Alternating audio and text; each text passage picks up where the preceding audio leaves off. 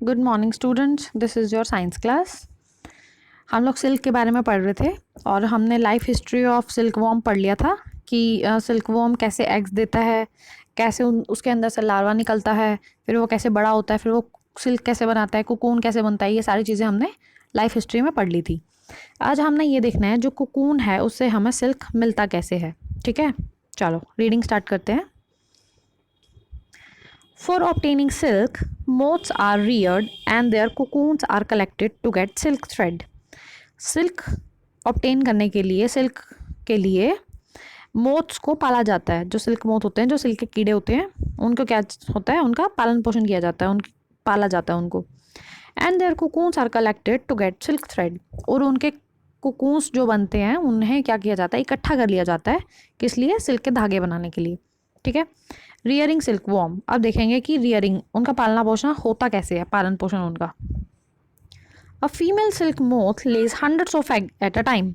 अब जो female silk moth है वो हंड्रेड्स ऑफ एग्स देती है। 100, 200, 300 इस तरह से हंड्रेड्स के मल्टीपल में क्या देती हैं, एग्स देती हैं। देखो इमेजेस में देखते जाना साथ साथ। ये सिल्क मोथ है और ये छोटे छोटे छोटे छोटे आपको दिख रहे हैं नीचे क्या पड़े हुए हैं, ये छोटे छोटे क्या हैं, एग्स हैं। सिल्क मोथ ने एग दिए हैं, female silk moth with eggs. ठीक है, ये फीमेल सिल्क मोथ है, इसने क्या दिए, एग्स दिए। ठीक है। The eggs are stored carefully on strip of cloth और paper and sold to silk worm farmers. अब उन एग्स को क्या किया जाता है, आराम से या तो कपड़े पे या पेपर पे रख लिया जाता है और उन्हें फिर बेच दिया जाता है सिल्क वॉर्म फार्मर के पास। जो सिल्क वॉर्म फार्मर्स हैं जो इनको पालेंगे पोषेंगे, उनको बेच दिया जाता है। The farmers keep eggs under hygienic condition and under suitable condition for of temperature and humidity. Hygienic का मतलब होता है साफ़ सुथरा। एग्स को बहुत ही साफ़ सुथरी और जहाँ पे सही टेम्परेचर हो, सही नमी भी हो, इस तरह के टेम्परेचर में उन एग्स को रखा जाता है। ठीक है। The eggs are warmed to a suitable temperature for larva to hatch from eggs. अब जो जो एग है, जब ये ब्रेक होएगा तो इसके अंदर से क्या निकलेगा, लार्वा निकलेगा।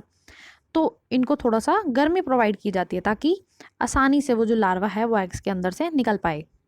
This is done when mulberry tree bears a fresh crop of leaves. अब वो मलबरी ट्रीज के ऊपर जब अच्छी खासी फ्रेश वो लगती हैं, लीव्स लगती हैं, तो ये काम किया जाता है। क्योंकि अब मलबरी ट्री की बात कहाँ से आ गई, मलबरी ट्री की बात यहाँ से आई कि जो लार्वा निकलता है, जब जब ये एग के अंदर से छोटा सा ये लार्वा निकला, अब ये क्या करेगा, इसको चाहिए खाना। अब ये बहुत भूखा है, अब इसको खाना चाहिए। ये क्या क्या करता है, मलबरी ट्री के ऊपर जो लीव्स लगी हुई है ना, मलबरी लीव्स, उसको खाता है। और उसके बाद ये जब बड़ा हो जाता है ये कैटरपिलर बन जाता है। मतलब ये लार्वा कैटरपिलर एक ही बात है, बस हम जस्ट यूँ कह देते हैं कि जब वो छोटा सा था तो वो लार्वा था, बड़ा हो गया तो कैटरपिलर बन गया। बाकी लार्वा कैटरपिलर एक ही बात होती है। द लार्वा कॉल्ड कैटरपिलर और सिल्कवॉर्म, देखो लार्वा कह लो, कैटरपिलर कह लो या सिल्कवॉर्म कह लो, कुछ भी कह लो, eat day and night and increase enormously in size. ये क्या करता है, ये जो लार्वा जब पैदा हुआ, जब निकला एग के अंदर से, अब ये इसको भूख लगी है बहुत ज़्यादा। ये 20 से 25 दिन तक लगातार इन्हीं लीव्स को खाता रहता है बिना सोए, खाता ही रहता है बस, दिन रात, डे एंड नाइट, दिन रात खाता रहेगा। और कुछ दिनों बाद वही 20-25 दिन खाता रहता है, उसके बाद क्या करता है, ये काफ़ी इसका साइज़ बड़ा हो जाता है, काफ़ी बड़ा हो जाता है ये। देखो ये मलबरी ट्री है, इसके ऊपर जो पत्तियां लगी हुई हैं, इसके ऊपर बैठे रहते हैं, इनको बिठा देते हैं और ये इन पत्तों को खा जाते हैं। देखो ये जो छोटे छोटे कीड़े दिख रहे हैं ना, ये पहले बहुत छोटे हैं, उसके बाद लगभग इनका साइज़ डबल से भी ज़्यादा हो जाता है। 20 से 25 दिन तक लगातार खाते हैं ये लोग। देखो larva caterpillar silkworm feeding on mulberry leaves, ये मलबरी लीव्स को खा रहे हैं। ठीक है, अब ये लोग खाते जा रहे हैं। उसके बाद the worms are kept in clean bamboo trays along with freshly chopped mulberry leaves.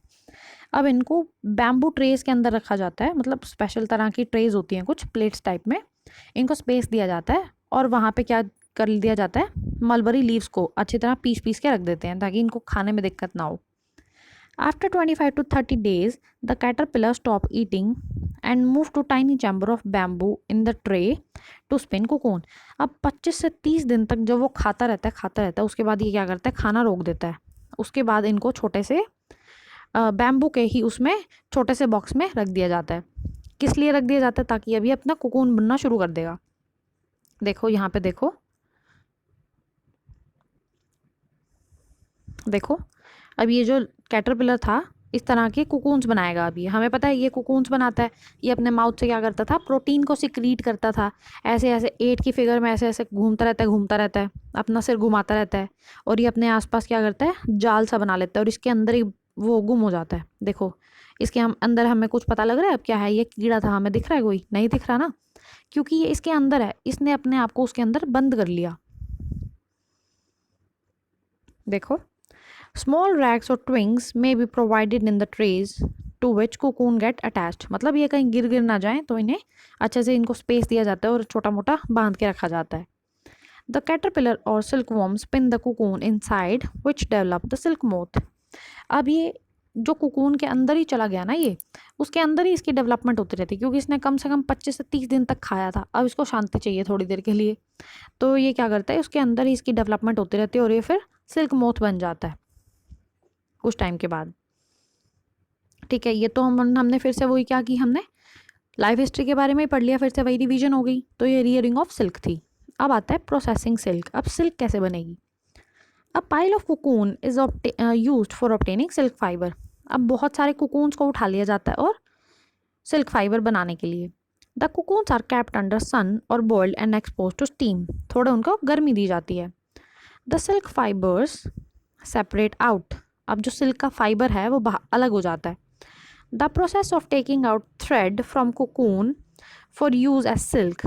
अब जो कोकून था उसके ऊपर से क्या किया जाता है, वो फाइबर सा उतार लिया जाता है। किस लिए? ताकि हमें सिल्क मिल जाए। तो इसको क्या नाम देते हैं हम? Reeling of silk. ये क्या प्रोसेस है? रीलिंग ऑफ सिल्क है। Reeling is done in special machines which unwind the thread और fibre of silk from the cocoon. अब ये कोकून के ऊपर से क्या करते हैं, सिल्क का जो थ्रेड है, जो धागा है, फाइबर है, उसे उतार लेते हैं। फाइबर, थ्रेड नहीं, सॉरी, फाइबर को उतार लेते हैं। The silk fibre are then spun into silk threads. अब वो फाइबर फिर किस में कन्वर्ट हो जाता है? यान या फिर थ्रेड कह लो। उसके बाद फिर क्या बनते हैं? फैब्रिक, मतलब कपड़े बनाए जाते हैं। Which are woven into silk cloths by weavers. आपको ये तो पता है ना, आपने 6th क्लास में भी पढ़ा होगा। सबसे पहले फाइबर बनते हैं, फाइबर से फिर हम यान बनाते हैं, यान को थ्रेड भी कह सकते हैं। उसके बाद फिर धागों से क्या बनाया जाता है? फैब्रिक, मतलब कपड़े बनाए जाते हैं। तो सबसे पहले हमने सिल्क की फाइबर ले लिया, फाइबर से फिर क्या बना दिया? सिल्क थ्रेड बना लिए, थ्रेड से फिर क्लोथ बन जाएंगे। और वो सिल्क फाइबर लिया कहाँ से था? कोकून से लिया था। ठीक है, तो चलो, ये आज आपका चैप्टर रीडिंग पूरा हो गया है। अब आपका क्या काम है आज का? वर्ड ट्रांसलेशन आप लोग देख चुके होंगे। अब आपका चैप्टर पूरा हो गया है, तो एक बार फिर से इन्हें रीडिंग कर लेना, ताकि आपको जो भी चीज़, अगर कोई चीज़ समझ में नहीं आई है तो आपको बिल्कुल सही से क्लियर हो जाएगी। एक बार सारे रीड आउट करोगे तो आपको भी पता लग जाएगा कि हाँ, हमने इन चीज़ों के बारे में चैप्टर में पढ़ा था। ठीक है, अब रही इंपॉर्टेंट फैक्ट्स की बात। सारे हो चुके हैं। Silk, sericulture, selective breeding, scouring, sorting, reeling of silk भी हो चुका है आज। देखो, the process of obtaining silk fibre from cocoon by boiling और steaming is called reeling of silk. ये अभी मैंने आपको पढ़ाया, ये भी हो गया। Life cycle of silk moth तो कल ही हो गया था। ठीक है, तो ये सारे इंपॉर्टेंट फैक्ट्स हो गए हैं। अब आपको क्या करना है? वर्ड ट्रांसलेशन पूरे रीड आउट कर लेना एक बार, लिखने की ज़रूरत नहीं है। इंपॉर्टेंट फैक्ट्स क्या करोगे? सारे लर्न भी करने हैं और राइट भी करने हैं। मेमोराइज एंड राइट पूरा है ये। और आपको जो चैप्टर पूरा रीड हो गया ना अभी हमारा, आपको एक बार चैप्टर रीडिंग भी करनी है। अब आपके क्या रह गए हैं? क्वेश्चन आंसर रह गए हैं। अब 2 दिन में हम 2 या 3 दिन में क्या करेंगे? क्वेश्चन आंसर पूरे कर लेंगे। पूरे होते ही डायरेक्ट नेक्स्ट डे आपका इस चैप्टर का टेस्ट होगा।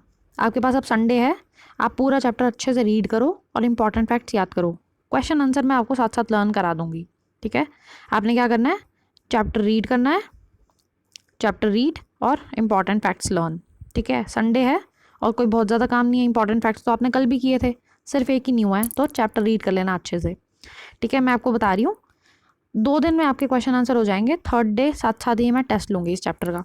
ठीक है, तो अच्छे से रीड आउट करो इसे। Okay, thank you.